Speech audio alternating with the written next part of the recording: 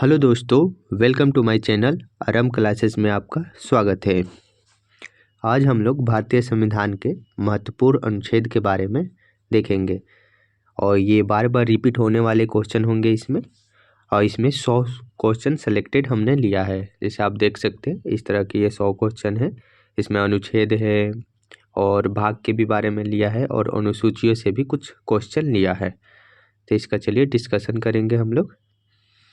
अगर आप इस चैनल पर पहली बार आए हैं तो सब्सक्राइब कर लीजिएगा और वीडियो अच्छा लगे तो लाइक कीजिएगा। तो आज का पहला क्वेश्चन हो जाएगा, भारतीय संविधान में मूल रूप से कितने अनुच्छेद हैं? तो भारतीय संविधान में मूल रूप से कितने अनुच्छेद हैं? तो 395 अनुच्छेद है। आपको मालूम होगा कि भारतीय संविधान में अनुच्छेदों की संख्या 395 है। और अभी आप अगर देखिएगा नंबर से तो अनुच्छेदों में जो संशोधन हुआ है भारतीय संविधान के, अभी ये 470 प्लस पहुंच गया है। लेकिन इसको ए और बी में जोड़ा गया है, जैसे ए का 1, ए का 2, इस तरह करके जोड़ा गया है। इसलिए इसका मूल रूप से अनुच्छेदों की संख्या 395 भी आज भी है। नेक्स्ट क्वेश्चन है, संविधान के किस अनुच्छेद में यह अंकित है कि इंडिया अर्थात भारत राज्यों का एक संघ होगा? तो भारत राज्यों का संघ है, ये अनुच्छेद 1 में बताया गया है। अनुच्छेद 1 में भारत राज्यों का संघ बताया गया है। और भाग कितना में है? तो भाग 1 में 1 से 4 तक के अनुच्छेद हैं जो भारतीय राज्य और भारत के संघ के बारे में बताया गया है। वहीं 5 से 11 में नागरिकता बताया गया है। तो ये बातें याद रखिएगा।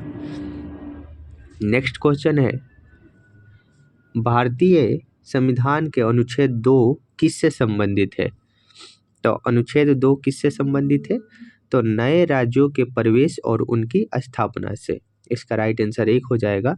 जो भी भारत में बाहरी राज्य या बाहरी क्षेत्र मिलाए जाते हैं उनको अनुच्छेद 2 के तहत मिलाया जाता है।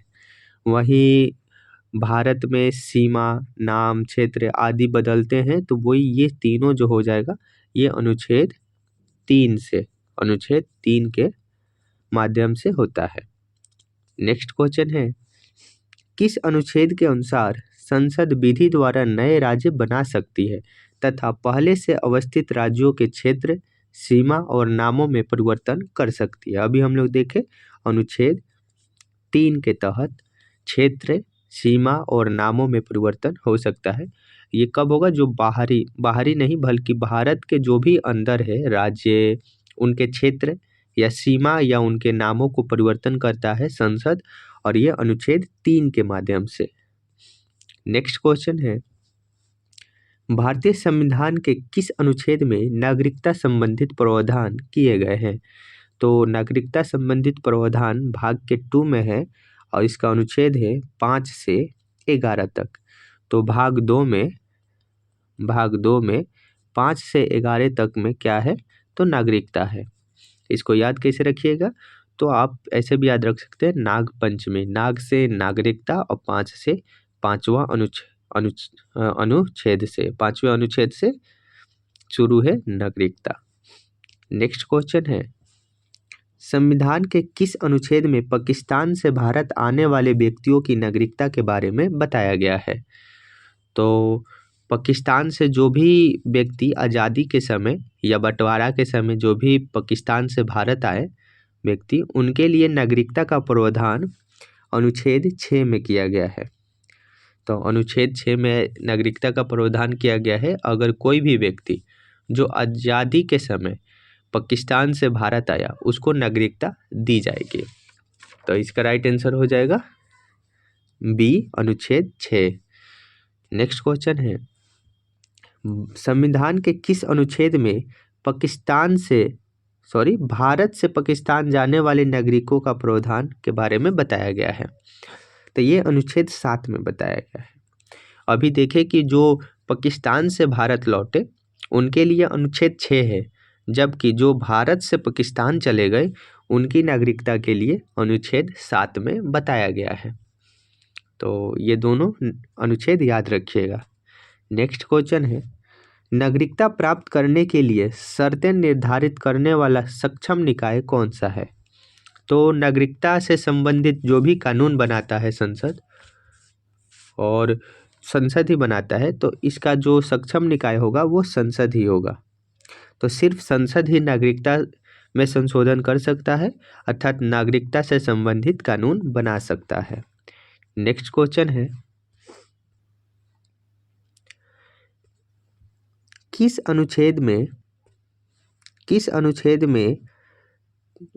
अनुच्छेद के तहत संसद को नागरिकता के संबंध में कानून बनाने का अधिकार है? तो किस अनुच्छेद में? तो ये है अनुच्छेद 11 में। अनुच्छेद 11 जो नागरिकता से संबंधित लास्ट अनुच्छेद है, तो उसमें अनुच्छेद 11 में ऐसा प्रावधान किया गया है कि संसद नागरिकता से संबंधित कानून बना सकती है। तो सिर्फ संसद बना सकती है, ना कि विधानसभा। नेक्स्ट क्वेश्चन है, भारतीय नागरिकता कितने तरीकों से हासिल की जा सकती है? तो भारतीय नागरिकता प्राप्त करने के लिए 5 तरीका है। इसका आंसर 5 हो जाएगा। वो 5 तरीका कौन कौन है? तो पहला है जन्म के आधार पर, दूसरा वंश के आधार पर, तीसरा पंजीकरण के आधार पर, चौथा हो जाएगा प्राकृतिकरण के आधार पर, और पांचवा हो जाएगा क्षेत्र शामिल करके। तो जो भी क्षेत्र शामिल किया जाता है उसके जरिए भी नागरिकता प्राप्त होती है। वहीं त्यागने का, अगर नागरिकता छोड़ने की बात करें तो उसकी तरीका 3 है, त्याग, समापन या क्षय। जैसे क्षय में हो गया आपको देशद्रोह या भारत के खिलाफ कोई ऐसा दे दिया जाए, तो उसके लिए। नेक्स्ट क्वेश्चन है, भारतीय संविधान के किस भाग में मौलिक अधिकारों का वर्णन किया गया है? तो मौलिक अधिकार का वर्णन किस अनुच्छेद में किया गया है? किस भाग में किया गया है, सॉरी। तो ये किया गया है भाग 3 के अनुच्छेद 12 से 35 में। तो भाग 3 के अनुच्छेद 12 से 35 में मौलिक अधिकारों का वर्णन किया गया है। अब मौलिक अधिकारों की संख्या कितनी है? तो मौलिक अधिकारों की संख्या 6 है। नेक्स्ट क्वेश्चन है, समानता का अधिकार के अंतर्गत कितने अनुच्छेद आते हैं? तो समानता के अधिकार के अंतर्गत कुल 5 अनुच्छेद आते हैं।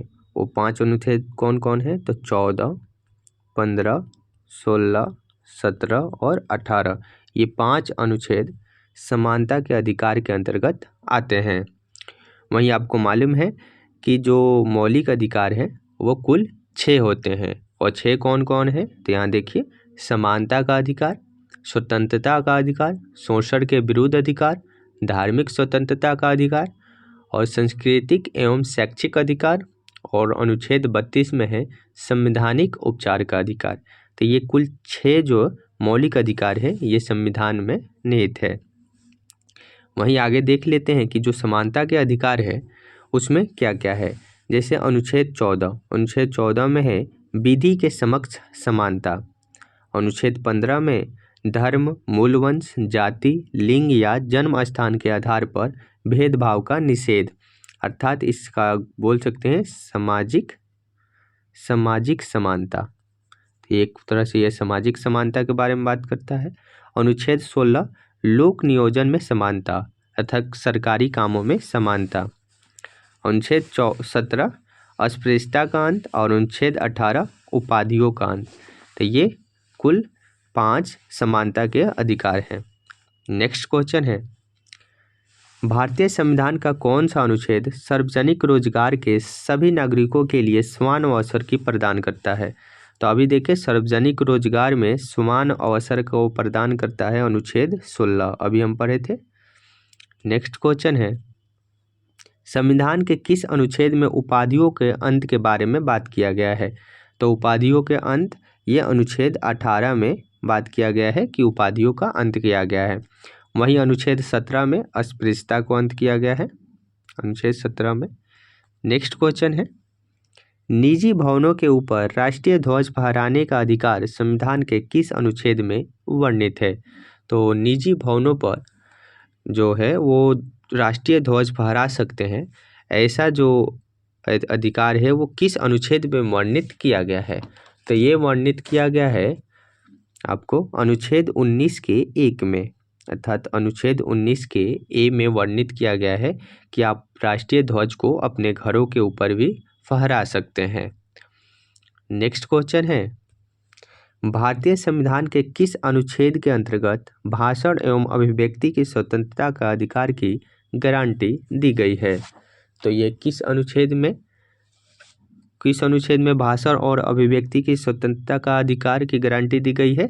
अनुच्छेद 19 में ही दी गई है, अर्थात अनुच्छेद 19 में वाक एवं अभिव्यक्ति की स्वतंत्रता है।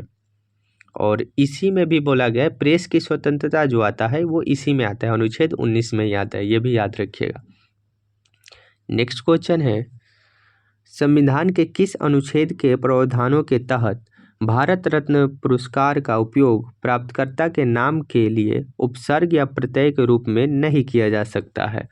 तो जो भी भारत रत्न पुरस्कार मिला है जिनको भी, वो इसका उपयोग उपसर्ग और प्रत्यय के रूप में, उपसर्ग हुआ जैसे नाम के आगे कुछ जोड़ना या नाम के पीछे, तो भारत रत्न को ना नाम के आगे या ना नाम के पीछे हम लोग जोड़ के नहीं लिख सकते हैं। तो वही बात करें, ऐसा प्रावधान किया गया है, वो किस अनुच्छेद में किया गया है? तो अनुच्छेद 18 के 1 में। आपको मालूम है कि अनुच्छेद 18 में उपाधियों को अंत किया गया है और इसी के माध्यम से जो उपसर्ग और प्रत्यय के रूप में भारत रत्न पुरस्कार को नहीं जोड़ा जाएगा, ये अनुच्छेद 18 के 1 में कहा गया है। नेक्स्ट क्वेश्चन है, संविधान का कौन सा अनुच्छेद जीने का अधिकार अर्थात प्राण एवं दैहिक स्वतंत्रता का संरक्षण से संबंधित है? तो ये है अनुच्छेद 21 में। अनुच्छेद 21 में प्राण एवं दैहिक स्वतंत्रता का अधिकार है। और आपको मालूम है कि जब भी राष्ट्रीय आपातकाल जो भी लगता है आपातकाल, उसमें प्राण और दैहिक स्वतंत्रता जो अनुच्छेद 20 और 21 है, 20 और 21, इसको छोड़ के सारे मौलिक अधिकार निरस्त हो जाते हैं, जबकि 20 और 21 नहीं निरस्त होते हैं। तो ये भी बात याद रखिएगा। तो चलिए देखते हैं नेक्स्ट क्वेश्चन, राष्ट्रपति किस अनुच्छेद के अंतर्गत लोकसभा और राज्यसभा की संयुक्त बैठक बुला सकते हैं? तो बताइए कि लोकसभा और राज्यसभा की संयुक्त बैठक राष्ट्रपति अनुच्छेद 108 के तहत बुलाते हैं। तो इसका राइट आंसर हो जाएगा अनुच्छेद 108। और वहीं 110 में क्या है?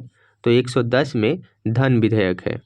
धन विधेयक की बात की गई है, वो किस में? तो 110 में। वहीं 109 में इसकी प्रक्रिया की बात की गई है, धन विधेयक की प्रक्रिया। 124 में आपको मालूम है कि सुप्रीम कोर्ट का बात है, सुप्रीम कोर्ट। तो इस तरह से अनुच्छेद याद रख सकते हैं। नेक्स्ट क्वेश्चन है, भारतीय संविधान के मूल कर्तव्यों को किस समिति की सिफारिश पर जोड़ा गया है?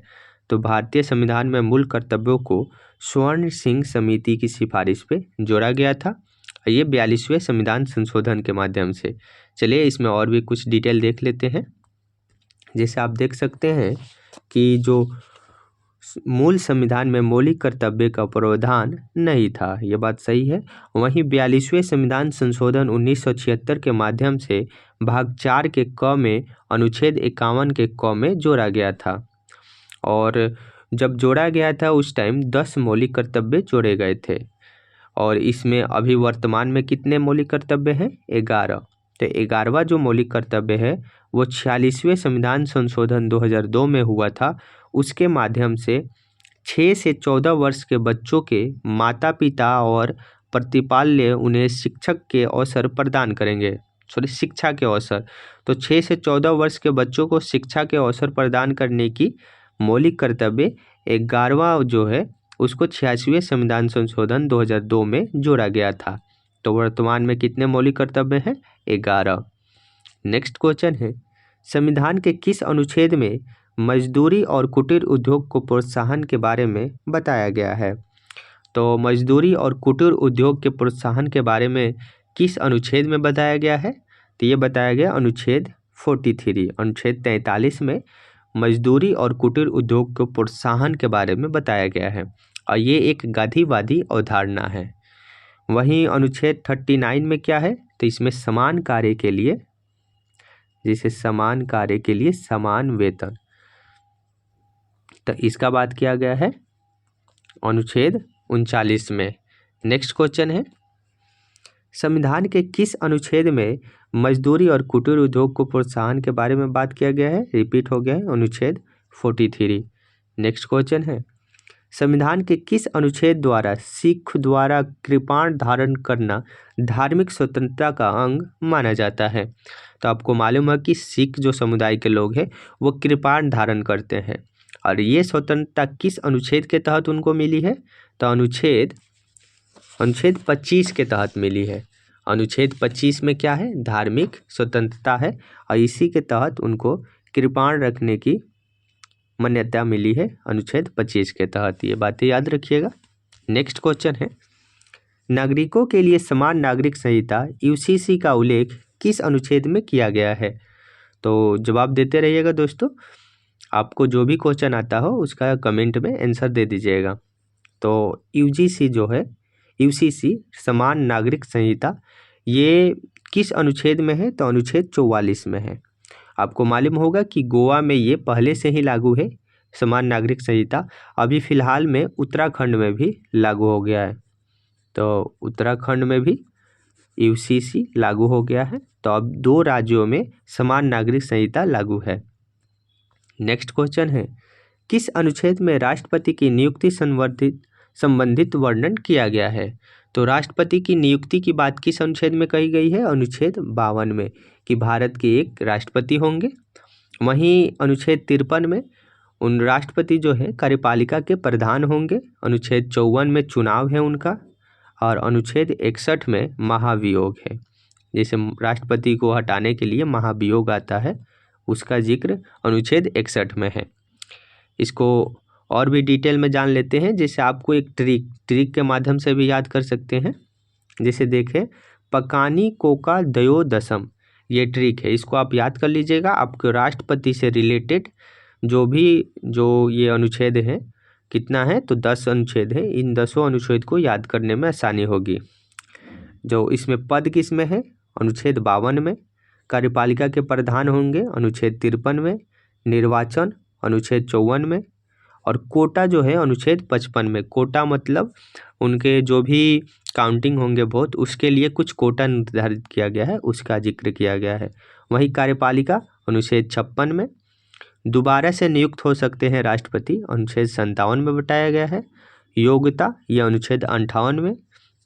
वहीं उनकी दशाएं जो शर्तें होंगी राष्ट्रपति की, उनको अनुच्छेद 59 में बताया गया है।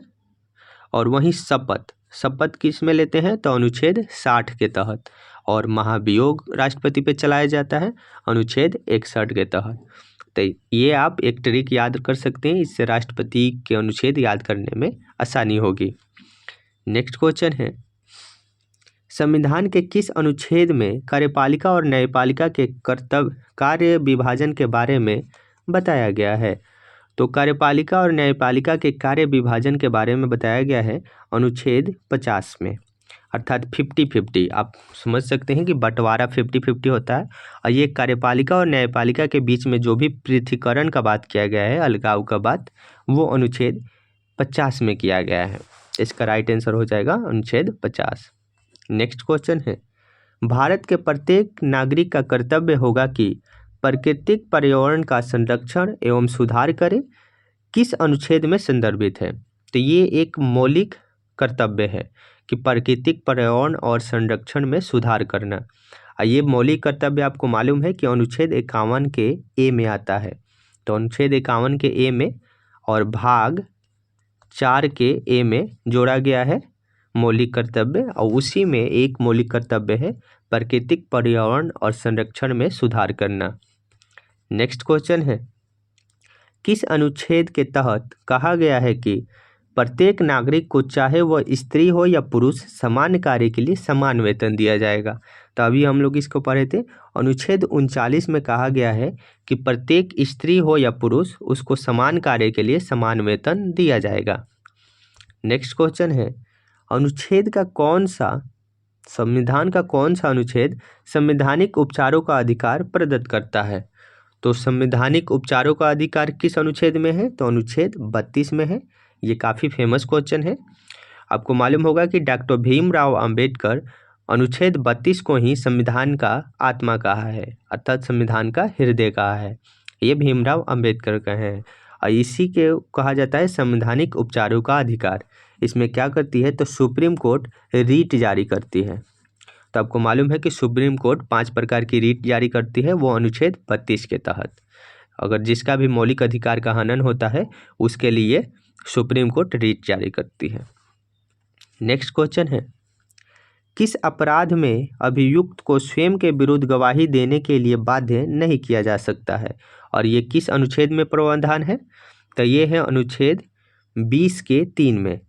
अनुच्छेद सब क्लोज 3 में, अनुच्छेद 20 के सब क्लोज 3 में ये प्रावधान है कि वो खुद के विरुद्ध गवाही देने के लिए उसको बाध्य नहीं किया जाएगा, अर्थात दोष सिद्धि से संरक्षण इसमें दिया।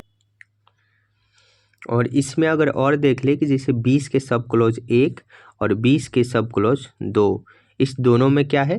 तो सब क्लोज 1 में है कि दंड विधि के संरक्षण, जैसे जो भी व्यक्ति दंड करता है, कोई भी अपराध करता है, तो उसको जो भी दंड दिया जाएगा उसको उसी समय के जो भी कानून होंगे उसी के तहत दिया जाएगा।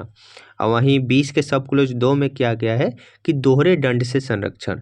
अगर कोई भी व्यक्ति कोई अपराध किया है और उसके लिए एक बार दंड दे दिया गया है तो उसको दोबारा उसी अपराध के लिए दंडित नहीं किया जाएगा।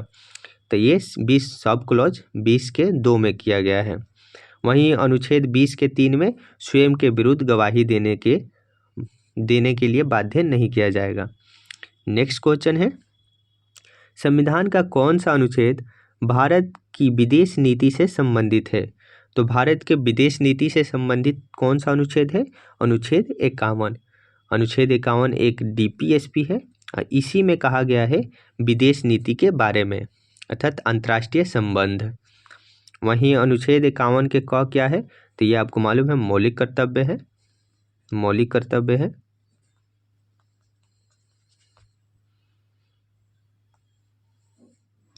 नेक्स्ट क्वेश्चन है, संविधान के किस अनुच्छेद में बताया गया है कि संघ की कार्यपालिका संबंधित शक्ति राष्ट्रपति में निहित होगी?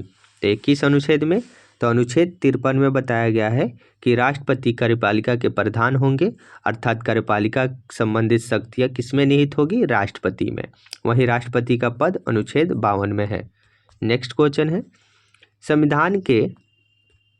संविधान के किस अनुच्छेद में राष्ट्रपति के निर्वाचन मंडल के बारे में बताया गया है?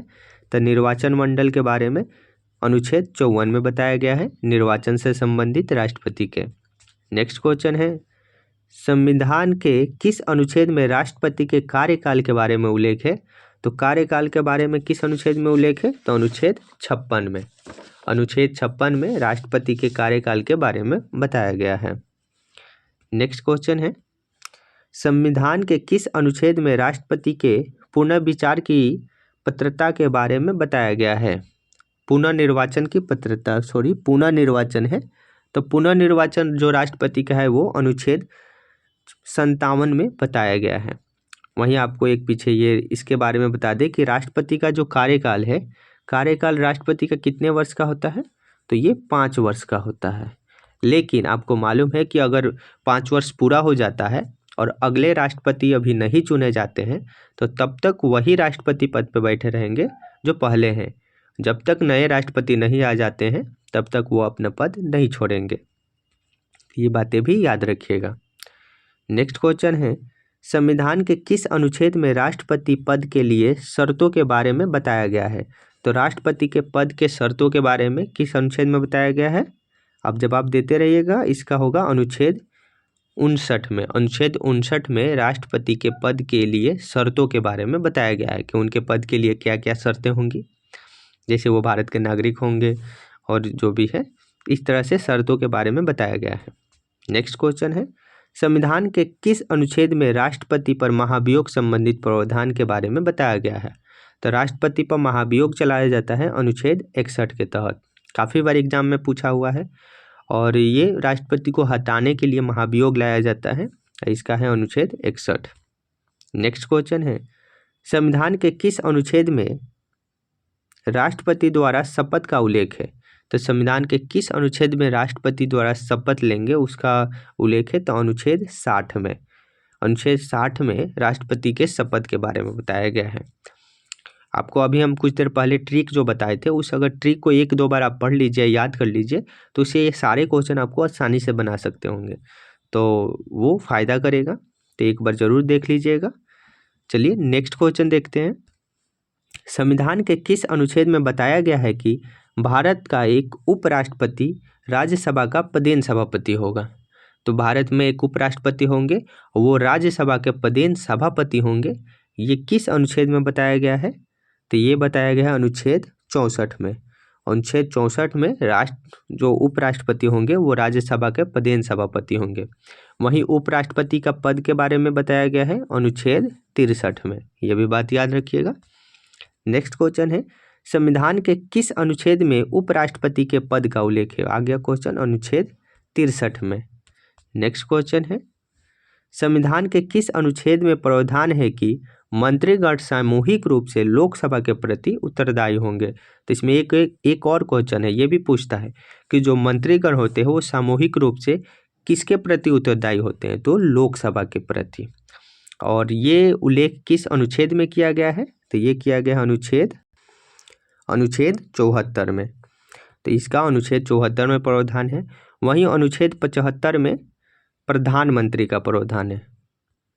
प्रधानमंत्री और इनके मंत्रीगण, जो भी प्रधानमंत्री होंगे और इनके जो मंत्रीगण होंगे, उनको अनुच्छेद 75 में परिभाषित किया गया है। नेक्स्ट क्वेश्चन है, संविधान के किस अनुच्छेद में भारत के महान्यायवादी के बारे में बताया गया है?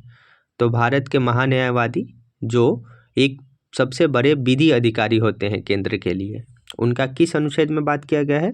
तो अनुच्छेद 76 में भारत के महान्यायवादी, अर्थात इन्हीं को बोलते हैं अटॉर्नी जनरल। तो अटॉर्नी जनरल का बात किया गया है वो अनुच्छेद 76 में। ये वर्तमान में कौन से भारत के अटॉर्नी जनरल है? इनका आप नाम कमेंट में बताइएगा कि वर्तमान में कौन है अटॉर्नी जनरल भारत के। नेक्स्ट क्वेश्चन है, किसी राज्य के प्रथम विधि अधिकारी कौन होता है? तो किसी भी राज्य, जैसे सारे राज्यों के लिए एक विधि अधिकारी होता है, और वो कौन होता है? तो महाधिवक्ता। अभी आप देखें कि महान्यायवादी केंद्र के होते हैं सबसे बड़े विधि अधिकारी, इनका अनुच्छेद था अनुच्छेद 76।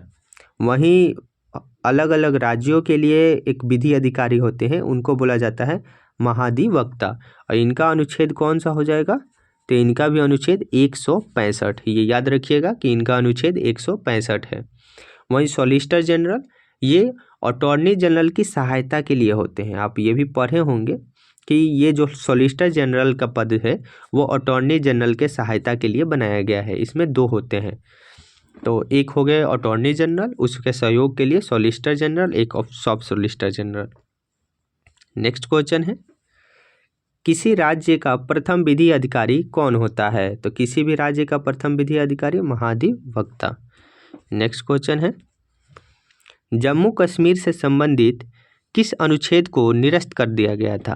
तो जम्मू कश्मीर से संबंधित कौन सा अनुच्छेद था? अनुच्छेद 370, जिसको 5 फरवरी 2019, तो 5 फरवरी 2019 को ये निरस्त कर दिया गया है, अर्थात 370 हटा लिया गया है। कहाँ से? जम्मू कश्मीर से। नेक्स्ट क्वेश्चन है, अनुच्छेद 72 के अनुसार किसे सजा माफ करने या सजा में हेर फेर करने की शक्ति प्रदान है? तो अनुच्छेद 72 में क्षमादान की शक्ति है किसकी? तो राष्ट्रपति की। तो भारत के राष्ट्रपति के लिए कुछ क्षमादान की शक्ति है उनके पास, जिसके तहत वो किसी भी सजा को माफ कर सकते हैं या उसमें बदलाव कर सकते हैं। तो और इसमें एक और चीज़ देख लें कि जैसे अनुच्छेद 72 के तहत राष्ट्रपति को क्षमादान की शक्ति है, और राष्ट्रपति को इतना तक है क्षमादान की शक्ति कि वो फांसी की सज़ा को भी उम्र कैद में बदल सकते हैं और कोई भी सज़ा को माफ़ कर सकते हैं। वहीं अनुच्छेद 61 में क्या बताया गया है? तो राज्यपाल को भी क्षमादान की शक्ति मिली है अनुच्छेद 61 के तहत, और राज्यपाल किसी भी सज़ा को माफ़ या बदल सकते हैं। बल्कि फांसी की सज़ा को छोड़कर। तो फांसी की सज़ा छोड़कर बाकी किसी भी सज़ा को राज्यपाल भी उसमें परिवर्तन कर सकते हैं। वहीं अगर देखें तो मृत्युदंड और कोर्ट मार्शल की जो सज़ा है उसको नहीं बदल सकते हैं। कौन? तो राज्यपाल। वहीं राष्ट्रपति मृत्युदंड को भी रोक सकते हैं। नेक्स्ट क्वेश्चन है, संविधान के किस अनुच्छेद में राज्यसभा का उल्लेख है? तो राज्यसभा का उल्लेख किस अनुच्छेद में है? अनुच्छेद 80 में है। आपको 3 अनुच्छेद याद रखिएगा, उसका ट्रिक होगा सरल। तो सरल से याद रखिएगा, स से संसद जो है 79 में, जो है 79 में। वहीं र से राज्यसभा, राज्यसभा का अनुच्छेद है 80 और लोकसभा का अनुच्छेद है 81। ये तीनों अनुच्छेद याद रखिएगा, लाइन से है। जैसे 79 में है संसद, 80 में राज्यसभा और 81 में लोकसभा। नेक्स्ट क्वेश्चन है, संविधान के किस अनुच्छेद में लोकसभा का उल्लेख है? तो लोकसभा का उल्लेख है 81 में। नेक्स्ट क्वेश्चन है, आपातकाल के दौरान लोकसभा का कार्यकाल एक बार में 1 वर्ष तक बढ़ाने का अधिकार संसद को है और यह किस अनुच्छेद में बताया गया है? आपको मालूम है कि जब भी आपातकाल लगता है तो उसमें जो लोकसभा का कार्यकाल है वो 1 वर्ष के लिए बढ़ा सकते हैं, जिसे हर बार संशोधन करके 1 वर्ष के लिए बढ़ाया जाता है। और ये अनुच्छेद किसमें? तो अनुच्छेद 83 में इसका प्रावधान किया गया है। आपको मालूम भी होगा कि 1975 में जब आपातकाल लगा था तो उस टाइम लोकसभा का कार्यकाल 1 वर्ष के लिए बढ़ाया गया था। हालांकि 1 वर्ष पूरा होने से पहले लोकसभा भंग हो गई थी, लेकिन उस टाइम 1 वर्ष के लिए बढ़ाया गया था। आपको बताना है कमेंट में कि भारत के प्रधानमंत्री कौन थे। तो उस टाइम भारत के प्रधानमंत्री कौन थी ये आपको बताना है। नेक्स्ट क्वेश्चन है, संविधान के किस अनुच्छेद के अंतर्गत राष्ट्रपति लोकसभा को भंग कर सकते हैं? तो राष्ट्रपति लोकसभा को भंग करते हैं अनुच्छेद 85 के तहत। आपको मालूम है कि प्रधानमंत्री की सलाह पर राष्ट्रपति लोकसभा को भंग कर देते हैं, वो अनुच्छेद 85 के तहत। नेक्स्ट क्वेश्चन है, किस अनुच्छेद के अनुसार पक्ष और विपक्ष के मत बराबर होने पर लोकसभा अध्यक्ष अपने निर्णायक मत या कास्टिंग वोट का प्रयोग करते हैं? तो आपको मालूम है कि जब भी लोकसभा में पक्ष और विपक्ष के बीच कोई भी विषय पर बहस होती है और उस पर काउंटिंग वोटिंग होती है तो उसमें अगर वोट बराबर हो जाते हैं तो उसके लिए निर्णायक मत जो है वो लोकसभा अध्यक्ष देते हैं और ये अनुच्छेद 100 में बताया गया है। और ये वोट जिस पक्ष में देंगे वो पक्ष जीत जाती है। तो इसीलिए ये इम्पोर्टेंट है, ये काफ़ी एग्जामों में पूछा हुआ है कि लोकसभा अध्यक्ष के निर्णायक मत जो है वो किस अनुच्छेद में है? तो अनुच्छेद 100 में है। नेक्स्ट क्वेश्चन है, राष्ट्रपति किस अनुच्छेद के अंतर्गत लोकसभा और राज्यसभा की संयुक्त बैठक बुला सकते हैं? तो किस अनुच्छेद के तहत? अनुच्छेद 108 के तहत राष्ट्रपति लोकसभा और राज्यसभा की संयुक्त बैठक बुलाते हैं। नेक्स्ट क्वेश्चन है, भारतीय संविधान के किस अनुच्छेद के अनुसार धन विधेयक को राज्यसभा में पेश नहीं किया जाएगा? को मालूम है कि धन विधेयक हमेशा लोकसभा में पेश होती है और ये किस अनुच्छेद के तहत? तो अनुच्छेद, इसका अनुच्छेद है 109। तो इसके लिए अनुच्छेद 109 है। और वहीं 110 में क्या है? धन विधेयक, धन विधेयक। तो ये भी याद रखिएगा। नेक्स्ट क्वेश्चन है, किस अनुच्छेद के तहत संसद दोनों सदनों द्वारा पारित विधेयक को राष्ट्रपति की अनुमति के लिए भेजा जाता है? तो किस अनुच्छेद के तहत अगर कोई भी लोकसभा या राज्यसभा में विधेयक पास होता है तो उसको राष्ट्रपति के लिए अनुमति के लिए भेजा जाता है? तो राष्ट्रपति से अनुमति के लिए भेजा जाता है। ये अनुच्छेद है 111, 111। ये याद रखिएगा कि 111 में राष्ट्रपति के पास कोई भी विधेयक अनुमति के लिए भेजा जाता है और इस पे राष्ट्रपति क्या करते हैं? तो कुछ वीटो का प्रयोग करते हैं, उनके पास वीटो शक्ति होती है।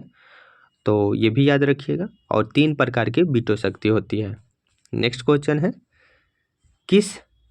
किस अनुच्छेद के तहत राष्ट्रपति जेबी वीटो का प्रयोग करते हैं? जेबी वीटो शक्ति का प्रयोग करते हैं। तो ये अनुच्छेद 11 के ही तहत। अभी हम बताएं कि अनुच्छेद 11 के ही तहत उनके पास 3 वीटो शक्ति है। कौन कौन? तो एक पूर्ण वीटो शक्ति, जिसमें पूर्ण वीटो शक्ति आता है एक,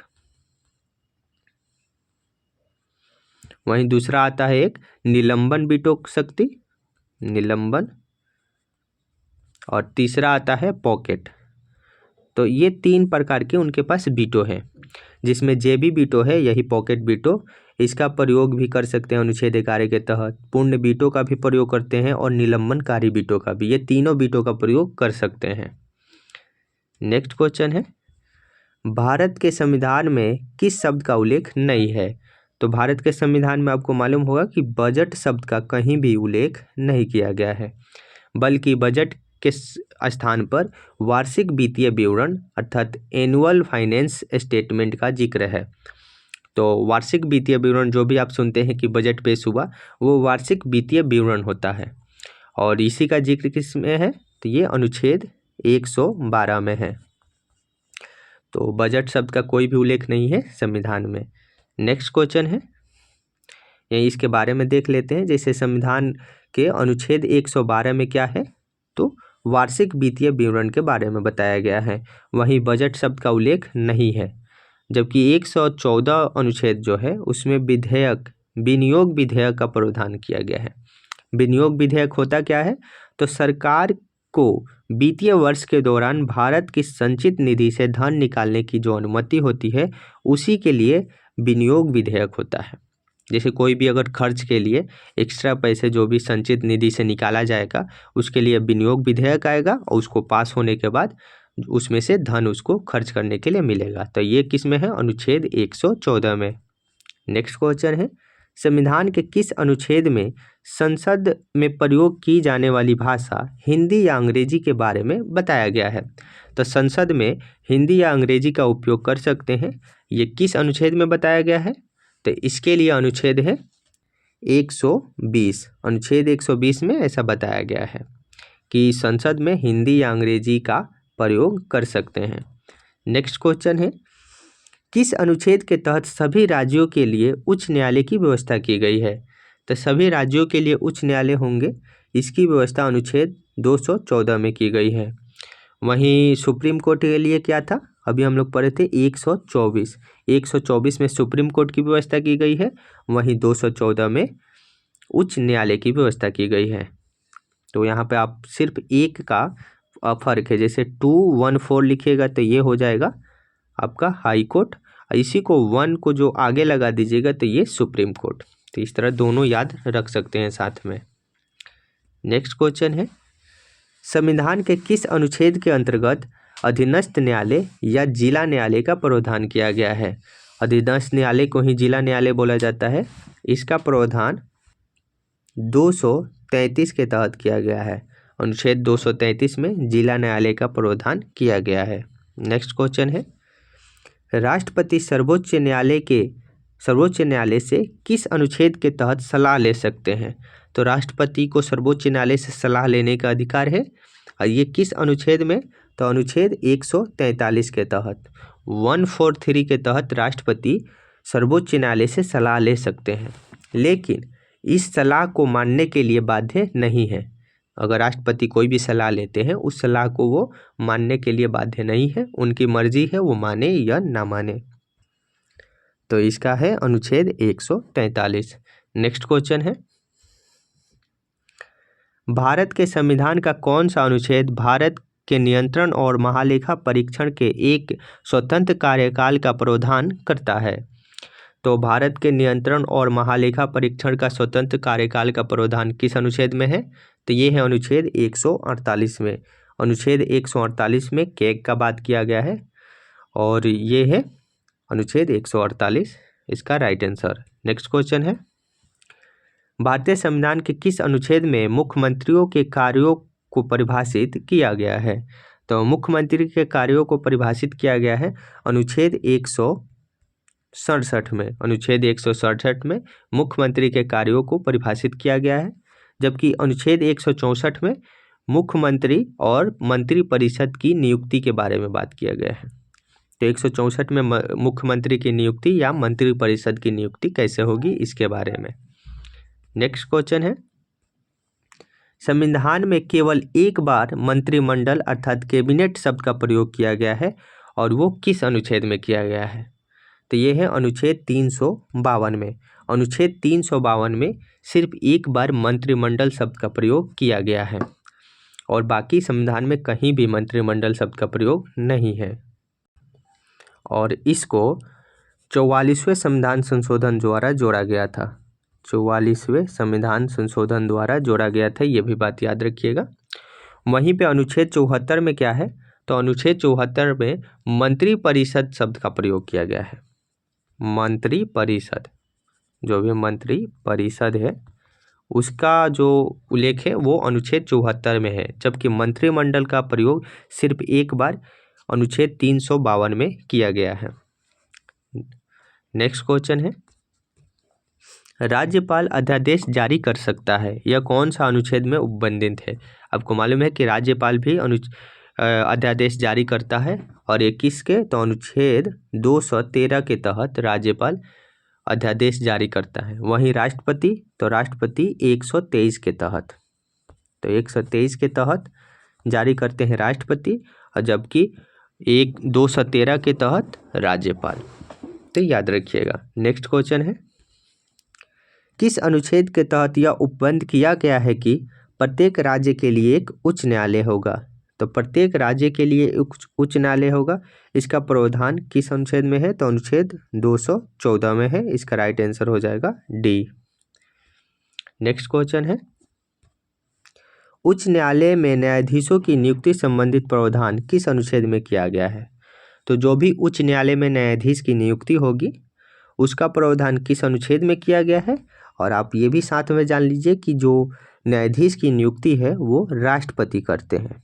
इसमें कन्फ्यूजन होता है कितना लोग राज्यपाल बताते हैं, लेकिन नहीं, राष्ट्रपति होता है क्या, उच्च न्यायालय में न्यायाधीशों की नियुक्ति राष्ट्रपति द्वारा। और इसका जिक्र है अनुच्छेद 217 में। इसका राइट आंसर हो जाएगा अनुच्छेद 217 में उच्च न्यायालय में न्यायाधीश की नियुक्ति का प्रावधान है। नेक्स्ट क्वेश्चन है, संविधान का कौन सा अनुच्छेद पंचायती राज को परिभाषित करता है? तो ये पंचायती राज को परिभाषित करने वाला कौन सा अनुच्छेद है? तो वो है अनुच्छेद 243। 243 में पंचायती राज को परिभाषित किया गया है।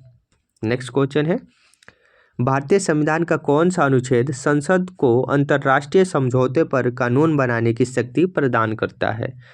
तो अंतर्राष्ट्रीय जो भी समझौता होता है उसमें संसद कानून बना सकती है, और किस अनुच्छेद के तहत? अनुच्छेद 253 के तहत संसद कानून बनाती है अंतर्राष्ट्रीय समझौते के तहत। राज्य को ये अधिकार नहीं है, जबकि केंद्र में संसद को ये अधिकार है। नेक्स्ट क्वेश्चन है, आकस्मिक निधि के बारे में प्रावधान किस अनुच्छेद में किया गया है?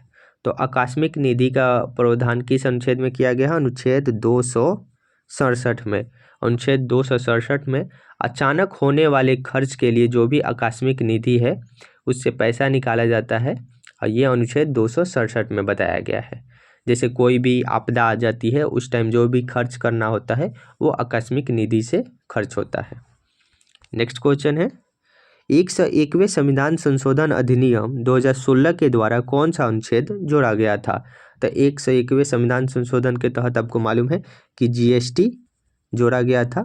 101 का कन्याधन देख सकते हैं जीएसटी, और ये अनुच्छेद तो 279 में, अनुच्छेद 279 के ए में क्या जोड़ा गया था? जीएसटी जोड़ा गया था। तो इसका याद रखिएगा। नेक्स्ट क्वेश्चन है, वित्त आयोग की स्थापना किस अनुच्छेद के तहत की गई है? तो वित्त आयोग की स्थापना किस अनुच्छेद के तहत? तो अनुच्छेद 280 के तहत वित्त आयोग की स्थापना की जाती है। इसका राइट आंसर हो जाएगा अनुच्छेद 280। और इसकी जो स्थापना है वित्त आयोग की उसको राष्ट्रपति करते हैं। इसका गठन राष्ट्रपति करते हैं प्रत्येक 5 वर्ष। प्रत्येक 5 वर्ष के लिए राष्ट्रपति वित्त आयोग की स्थापना करते हैं। नेक्स्ट क्वेश्चन है, लोकसभा में एंग्लो इंडियन समुदाय के प्रतिनिधित्व के लिए प्रावधान किया गया अनुच्छेद कौन सा है? तो एंग्लो इंडियन के लिए किस अनुच्छेद में प्रावधान किया गया था? अनुच्छेद 331 में। क्यों बोला गया है किया गया था? क्योंकि अब ये हटा दिया गया है इसको। जैसे जो भी लोकसभा में 2 एंग्लो इंडियन को राष्ट्रपति मनोनीत करते हैं, यह 104वां जो संविधान संशोधन हुआ था उसमें एंग्लो इंडियन को समाप्त कर दिया गया है। और इसका अनुच्छेद कौन सा था? अनुच्छेद 331 था। नेक्स्ट क्वेश्चन है, भारतीय संविधान के किस अनुच्छेद के तहत चुनाव आयोग के बारे में प्रावधान किया गया है? तो चुनाव आयोग के बारे में प्रावधान किया गया है 324 में। आपको मालूम है कि जो भारतीय संविधान में 324 में चुनाव आयोग के बारे में बताया गया है, अर्थात चुनाव। और इसका जो चुनाव आयोग के जो सदस्य होते हैं उनका कार्यकाल कितना होता है? तो 6 वर्ष या 65 वर्ष, जो भी पहले हो जाएगा उनका कार्यकाल होगा। या तो वो 6 वर्ष रहेंगे, या अगर 65 वर्ष उनका पूरा हो गया तो 65 वर्ष तक रहेंगे। नेक्स्ट क्वेश्चन है, 61वें संविधान संशोधन 1989 द्वारा वयस्क मताधिकार की आयु 21 से 18 वर्ष कर दी गई। वयस्क मताधिकार की आयु किस अनुच्छेद में वर्णित है? तो वयस्क मताधिकार की आयु का वर्णन 326 में किया गया है। अनुच्छेद 326 में वयस्क मताधिकार का वर्णन किया गया है, इसको याद रख सकते हैं, अनुच्छेद 326। नेक्स्ट क्वेश्चन है, भारतीय संविधान के किस अनुच्छेद में अनुसूचित जाति या अनुसूचित जनजाति के लिए आरक्षण का प्रावधान किया गया है? तो एससी और एसटी के आरक्षण का प्रावधान किया गया है अनुच्छेद 330 में। अनुच्छेद 330 में एससी और एसटी को लोकसभा में, इसको आप लिख सकते हैं यहाँ पर, लोकसभा में आरक्षण का प्रावधान किया गया है कि एसटी के इतने लोकसभा और एसटी के इतने लोकसभा के अध्यक्ष होंगे। तो इसका प्रावधान है अनुच्छेद 330 में। नेक्स्ट क्वेश्चन है, संविधान के किस अनुच्छेद के तहत पिछड़े वर्ग आयोग गठित करने की शक्ति राष्ट्रपति को दी गई है? तो पिछड़ा वर्ग आयोग जो है इसका गठन किस अनुच्छेद के तहत राष्ट्रपति करते हैं? तो अनुच्छेद 340 के तहत पिछड़े वर्ग आयोग की गठन करते हैं राष्ट्रपति।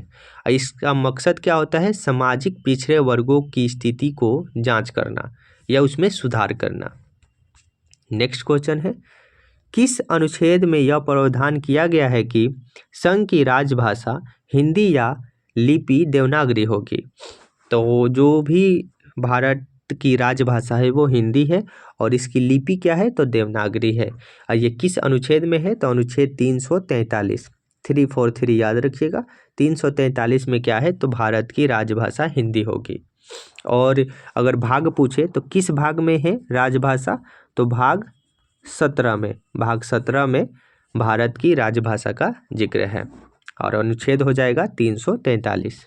नेक्स्ट क्वेश्चन है, किस अनुच्छेद के द्वारा राष्ट्रपति द्वारा राज्यों के राष्ट्रपति शासन लगाया जाता है? तो राज्यों में राष्ट्रपति शासन लगाने के लिए राष्ट्रपति जो लगाते हैं वो किस अनुच्छेद के तहत? तो अनुच्छेद 356 के तहत राष्ट्रपति शासन लागू होता है। वहीं राष्ट्रीय आपातकाल अनुच्छेद 352 के तहत और 360 के तहत वित्तीय आपातकाल लगाया जाता है। तो यह तीनों आपातकाल याद रखिएगा कि पहले सबसे पहले क्या आएगा? तो राष्ट्रीय आपातकाल, राष्ट्रपति से शुरू राष्ट्रीय आपातकाल होगा, फिर आएगा राष्ट्रपति शासन जो बीच में है, और लास्ट में वित्तीय आपातकाल। ये तीनों सीक्वेंस याद रखिएगा, 352, 356 और 360। इसके बारे में कुछ जान लेते हैं। जैसे 352 में जो राष्ट्रपति आपातकाल जो होता है, राष्ट्रीय आपातकाल, तो ये बाह्य आक्रमण की स्थिति में राष्ट्रीय आपातकाल लगाया जाता है।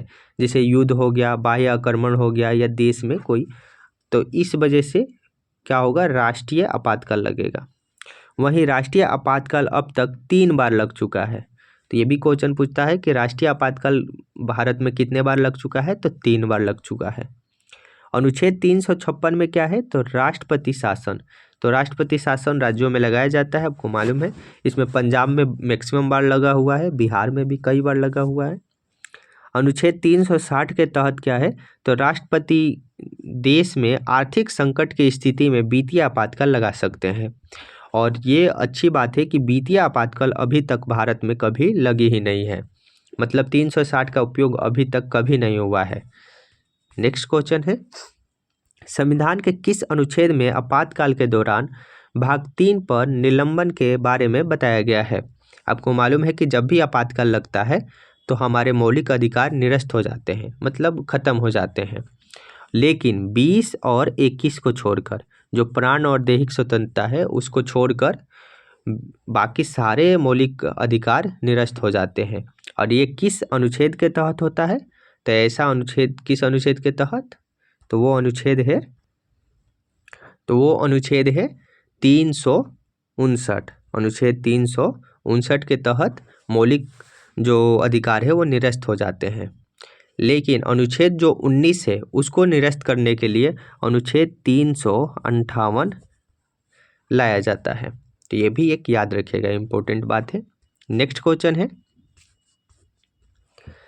निम्नलिखित में से भारतीय संविधान के किस अनुच्छेद का उपयोग अभी तक नहीं किया गया है, तो वो 360 का उपयोग अभी तक नहीं किया गया है। नेक्स्ट क्वेश्चन है, राष्ट्रीय सर्वोच्च न्यायालय के संविधान के किस अनुच्छेद के अंतर्गत परामर्श ले सकता है, तो सर्वोच्च न्यायालय से राष्ट्रपति परामर्श लेते हैं, वो अनुच्छेद 143 है।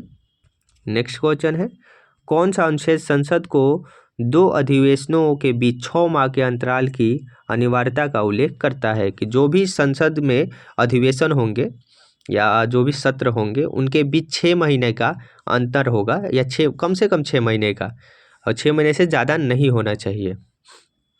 तो उसका कौन से अनुच्छेद में प्रावधान है, तो उसका प्रावधान है अनुच्छेद 85 में। तो अनुच्छेद 85 में ऐसा प्रावधान है। नेक्स्ट क्वेश्चन है, नीति आयोग भारत के संविधान के किस अनुच्छेद के तहत संगठित किया गया है, तो नीति आयोग इसमें से कोई नहीं, ये संविधान में कहीं भी उल्लेख नहीं है इसका। ये एक थिंक टैंक है, सोचने वाली संस्था, इसका कोई संविधान में जिक्र नहीं है नीति आयोग का। और नीति आयोग का गठन 2014 में किया गया था, ये भी याद रखिएगा। नेक्स्ट क्वेश्चन है, संविधान के किस अनुच्छेद द्वारा संघ और राज्यों के बीच लोक सेवा आयोग का प्रावधान किया गया है, तो संघ और राज्यों में लोक सेवा आयोग होंगे, जैसे यूपीएससी और बीपीएससी या अलग अलग पीसीएस होते हैं। इस तरह की जो भी संस्था है वो किस अनुच्छेद में इसका प्रावधान किया गया है, तो ये किया गया है अनुच्छेद 315 में। अनुच्छेद 315 में केंद्र और राज्यों में लोक सेवा आयोग का प्रावधान किया गया है। नेक्स्ट क्वेश्चन है, भारतीय संविधान के किस अनुच्छेद में निर्वाचन आयोग के बारे में प्रावधान किया गया है, तो निर्वाचन आयोग अनुच्छेद 324 में है। नेक्स्ट क्वेश्चन है, किस अनुच्छेद के तहत अपशिष्ट शक्तियां केंद्र के पास है, तो यह है अनुच्छेद 248 के तहत। आपको मालूम है कि संघ सूची, राज्य सूची और समवर्ती सूची में जितने विषय हैं उसके अलावा जो भी विषय बच जाते हैं उन्हीं को बोला जाता है अपशिष्ट शक्तियाँ। और ये किस में है, तो ये केंद्र में निहित है, अर्थात इस पर सिर्फ संसद कानून बना सकती है। नेक्स्ट क्वेश्चन है, भारत के संविधान के अनुच्छेद 371 जी में दिए गए विशिष्ट उपबंध किस राज्य से संबंधित है, तो ये किस राज्य से, तो ये मिजोरम से संबंधित।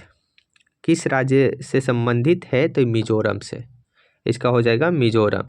इसमें आपको मालूम है कि मिजोरम में 371 जी में विशेष राज्य की दर्जा है मिजोरम को, वहीं अलग अलग इसमें है।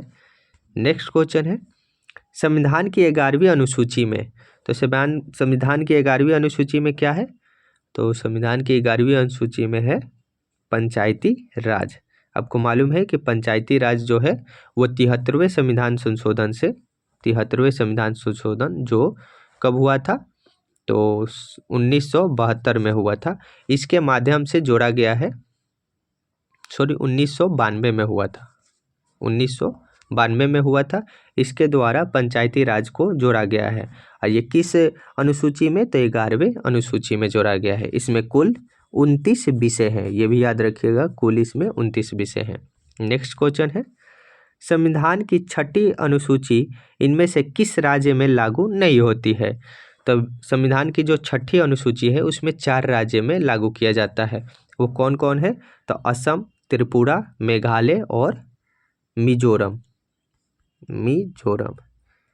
तो यहाँ पे ये क्या है, 6ठी अनुसूची लागू होती है। यहाँ भी देख सकते हैं, ये असम है, ये मेघालय, त्रिपुरा और मिजोरम। ये जो बाउंड्री के 3 राज्य है, जैसे अरुणाचल प्रदेश, नागालैंड और मणिपुर, यहाँ पे नहीं लागू है। अब क्वेश्चन यही देता है, इस तीनों में से, ये तो ऑप्शन देगा ही, इस तीनों में से एक दे देगा, तो ये आपको याद रखना पड़ेगा। वहीं क्या है, मणिपुर में नहीं है। मणिपुर के अलावा नागालैंड और अरुणाचल प्रदेश में भी नहीं है। नेक्स्ट क्वेश्चन है, संविधान की 2वीं अनुसूची का संबंध किससे है, तो संविधान के द्वितीय अनुसूची का संबंध किससे है? तो वो है क्या है? वेतन से। महत्वपूर्ण पदावधि और वेतन से संबंधित है राज्य की दूसरी अनुसूची। वहीं तीसरी अनुसूची क्या है? शपथ से है। शपथ से क्या है? तीसरी अनुसूची। नेक्स्ट क्वेश्चन है, संविधान में अनुसूची तथा उनसे संबंधित विषय कौन कौन से युग में सुमेलित नहीं है? नहीं पूछा है। तो जैसे एक तरफ दिया है अनुसूची, एक तरफ उससे संबंधित बातें। जैसे 10वीं अनुसूची में क्या है? दल बदल विरोध कानून। वहीं प्रथम अनुसूची में राज्य एवं केंद्र शासित प्रदेश की सूची। द्वितीय अनुसूची में निर्वाचन आयोग के अधिकार और कार्य, यही गलत हो जाएगा। आपको मालूम है कि द्वितीय अनुसूची में क्या है? तो द्वितीय अनुसूची में वेतन है, वेतन। जबकि सप्तम अनुसूची जो है, 7वां अनुसूची, उसमें केंद्र राज्य के शक्तियों का विभाजन है। तो इसका राइट आंसर सी हो जाएगा, यही गलत दिया हुआ है। नेक्स्ट क्वेश्चन है, संविधान के किस भाग में संविधान संशोधन की प्रक्रिया का उल्लेख है? तो संविधान संशोधन की जो प्रक्रिया है वो किस अनुच्छेद में है? तो ये है अनुच्छेद, कौन सा अनुच्छेद है? इसके लिए है आपका भाग 20, सॉरी अनुच्छेद नहीं, भाग 20 में है संविधान संशोधन की प्रक्रिया। वहीं अनुच्छेद पूछ दे तो अनुच्छेद हो जाएगा 368। तो अनुच्छेद 368 में संविधान संशोधन की प्रक्रिया है। नेक्स्ट क्वेश्चन है, निम्न में से भारतीय संविधान के किन अनुच्छेदों का उपयोग अभी तक नहीं किया गया है? अभी आप देखें 360, जिसमें जो वित्तीय आपातकाल है, इसका अभी तक कोई भी प्रयोग नहीं किया गया है। नेक्स्ट क्वेश्चन है, भारतीय संविधान का सबसे बड़ा एकीकृत स्रोत है। तो भारतीय संविधान जो है उसमें सबसे बड़ा स्रोत कहाँ से उठाया गया है? जैसे सबसे उसमें जो भी बातें हैं उसमें मैक्सिमम बातें कहाँ से? तो वो 1935 के अधिनियम से, गवर्नमेंट ऑफ इंडियन एक्ट 1935 जो आया था, उसमें से मैक्सिमम बातें 50% से एबव बातें यहीं से ली गई है, अर्थात 1935 के अधिनियम से। नेक्स्ट क्वेश्चन है, भारतीय संविधान की संशोधन प्रक्रिया किस देश के संविधान से प्रभावित है? तो जो भी संशोधन प्रक्रिया है वो लिया गया है दक्षिण अफ्रीका से। तो संशोधन की प्रक्रिया कहाँ से ली गई है? दक्षिण अफ्रीका से ली गई है भारतीय संविधान में। नेक्स्ट क्वेश्चन है, हमारे संविधान में मूल अधिकार किस संविधान से प्रेरित है? तो जो भी मूल अधिकार है वो किस संविधान से प्रेरित है, मतलब कहाँ के संविधान से? तो वो अमेरिका के संविधान से लिया गया है मौलिक अधिकार। अब मौलिक अधिकार की संख्या कितनी है? 6 है। नेक्स्ट क्वेश्चन है, भारतीय संविधान में समवर्ती सूची की अवधारणा ली गई है। समवर्ती सूची कहाँ से ली गई है? ऑस्ट्रेलिया से। समवर्ती सूची क्या है? जिसमें केंद्र और राज्य से जो भी है विषय, उसमें दोनों कानून बना सकते हैं। नेक्स्ट क्वेश्चन है, भारत के कलेक्टर का पद औपनिवेशिक शासक ने उधार लिया था। तो भारत में जो कलेक्टर का पद है वो जब ब्रिटिश थे, ब्रिटिश शासन था, उसी टाइम इसको लागू किया गया था। और ये कहाँ से पद लिया गया था? तो ये इंग्लैंड से पद लिया गया था। आपको मालूम है कि उस टाइम इंग्लैंड में कलेक्टर का पद था, उसी को भारत में भी कलेक्टर का पद बनाया गया था। तो ये पूरे 100 क्वेश्चन थे। आई होप आपको अच्छा लगा होगा। अगर वीडियो अच्छा लगा है तो आप कमेंट में इसका फीडबैक दीजिएगा, और अगर पहली बार चैनल पर आए हैं तो सब्सक्राइब ज़रूर कीजिएगा, ताकि आप हमें भी सपोर्ट हो सके, मिल सके। तो चलिए मिलते हैं अगले वीडियो में। जय हिंद।